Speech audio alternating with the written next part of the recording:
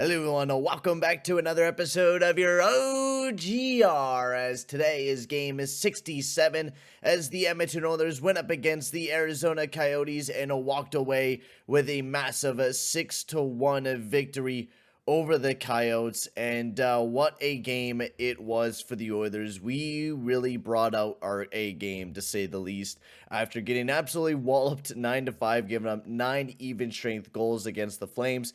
We went back to the basics.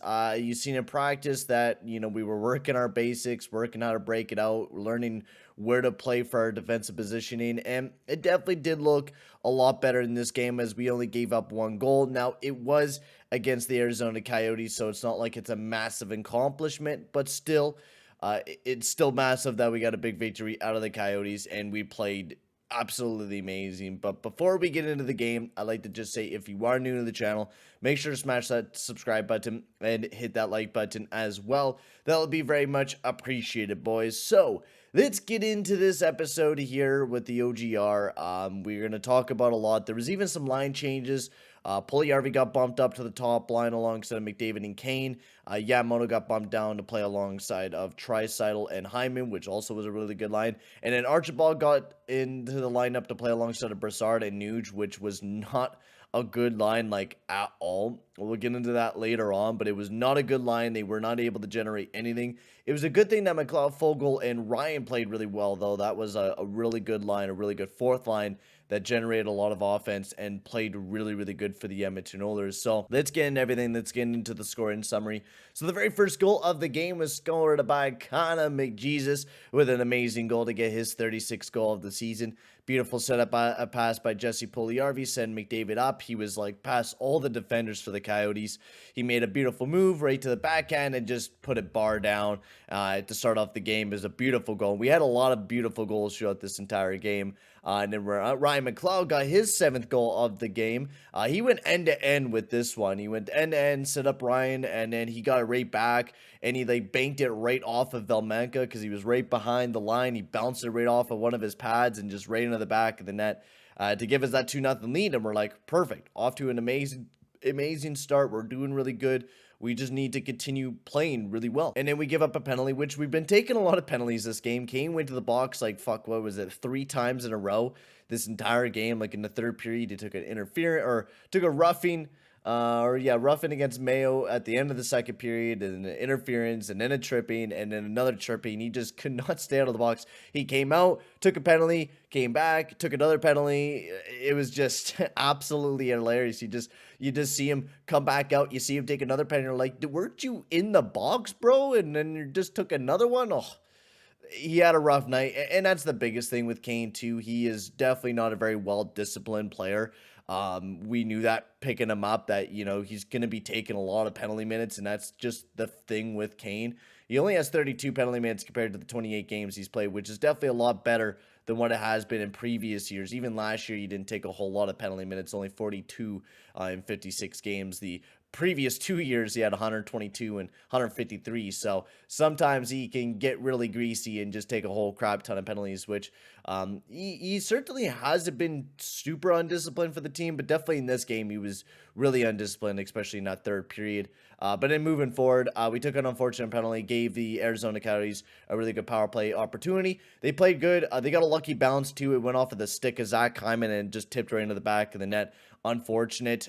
This was like the only fluke, and I wouldn't even blame Koskinen on this one. Like, Koskinen played flawless. He was making some big saves for the team, and really kept us in it until, we started peppering in the goals, especially in the second period, where Ryan McLeod went end-to-end on the power play, and he's been stellar on that power play. That second power play unit has been used a lot more than it has been, so I'm really happy about that. But Ryan McLeod went end-to-end again, dashing through some defensemen, and then just forehand, backhand, right through the 5-hole. Beautiful goal by Ryan McLeod to get his 8th goal of the season and his 2nd goal of the game. He had a multi-point night, because then Warren Fogle added his 9th goal of the season by a beautiful bomb from Barry.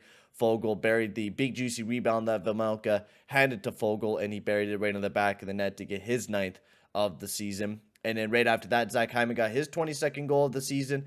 It was a really nice shot by Draisaitl. Big, juicy rebound for Zach Hyman, which Velmenka was giving up a few. But, I mean, the guy played a back-to-back. I mean, he played yesterday and then, that night. So, a lot of games for Velmenka, so he's going to be bound to, give up some big rebounds because I think he faced like 40 shots the previous night against the Jets. Yeah, 40 shots against the Jets and was stellar. So he's going to be bound to have a bad game, and it was that night where he just couldn't play very well. And then Leon Draisaitl got his 48th goal of the season to end the game off with a beautiful feed by Puljujärvi to just tap it right in the back of the net to get his 48th goal of the season. And also on that Zach Hyman goal, he sets a new career high with his 22nd goal of the season. So that's absolutely amazing. Hopefully he'll be able to hit 30 this year. That would be pretty cool to see. So, yeah, that is basically everything for the scoring summary. Now let's get into talking about all the lines and all the players and everything like that.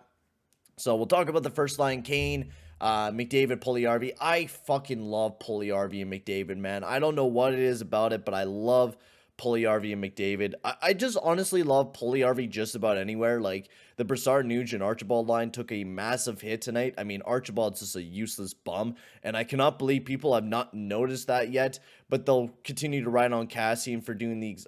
Anyways. Archibald is not very good. We'll be getting into that line a little bit later on. But McDavid and Puljujärvi, just an amazing line. I always love when they play alongside of each other. And Kane didn't do that bad either. And they did produce some offense. They did get that goal. And then Puljujärvi set up Draisaitl, which Puljujärvi was out there with McDavid and Draisaitl, which I do like that combination as well. But they had a really good night playing defensively and not just that, generating a lot of offense as well. Hyman, Draisaitl, Yamamoto, they weren't that bad. They weren't massive, but they did, little things out there. That's what matters. Hyman got a big goal. Draisaitl played all right. Yamamoto was, he wasn't too all over the place tonight. He did get an assist on the power play goal for the McLeod goal. So he still continues to put up points. That little Yamamoto, that little Yamster, keeps going and keeps mortaring on. I mean, he's just been absolutely crazy lately, Yamamoto, and he did do pretty well alongside Hyman and Draisaitl. And then Fogle, McLeod, and Ryan was without a doubt one of our best lines. I really was loving him. I really loved McLeod throughout the entire night. He was just buzzing. And when McLeod buzzed, he just starts stacking up points. And I mean, I could see really McLeod being that dedicated third line guy to get us, 30, 40 points every single season and play really well defensively. I've been loving McLeod. Fogle had a good night. Same with Derek Ryan as well. And they played really well defensively. And Brassard, Nuge, and Archibald, they didn't do anything. They had one shot attempt on that entire lineup. Nuge was like the only good guy, but that's because he played really good on the power play. But yeah, that line was just atrocious. Archibald really does not belong in the NHL right now, to be completely honest with you. I wish I'd rather see Tyler Benson be up on that line instead of anything, because I think he would be actually able to generate a little bit more offense than those guys. And then moving on to the defensive core, Nurse and Ceci, they didn't have a bad night. They definitely had a better night because they didn't give up any goals against compared to the other night, but they were one of our better defensive pairings. Keith and Bouchard, they didn't play too great defensively, but they were generating some offense to get some good offensive opportunities. And Kulak and Barry, without a doubt, with one of our best defensive pairings. They played absolutely amazing defensively. They generated a lot of offense opportunities. They didn't give up a whole lot of shot attempts against. They only gave up 8 compared to Nurse and Ceci. Nurse and Ceci gave up 18, and Keith and Bouchard gave up 12. So they were really well defensively. Didn't let very many shots get on Koskinen. They did an amazing job, and I've really been impressed with how well that pairing has been doing. And I think that's a pairing that we do got to keep together because of how well they've been playing recently. And yeah, amazing game by the Edmonton Oilers from top to bottom. We played really good. Now the next big challenge is how we play against the LA Kings on Wednesday, and I think the St. Louis Blues on Friday.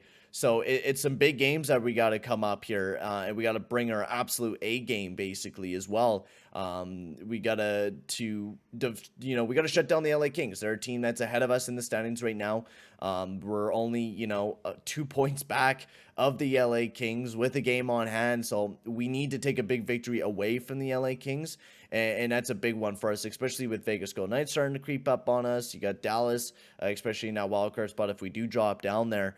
So we got to start pulling away with some W's, but for right now, guys, I'm going to end the OGR here. I can't speak English, apparently, but for now, guys, I'll end it all here. Thank you very much for watching, and I'll see you guys all in the next one. Adios, amigos.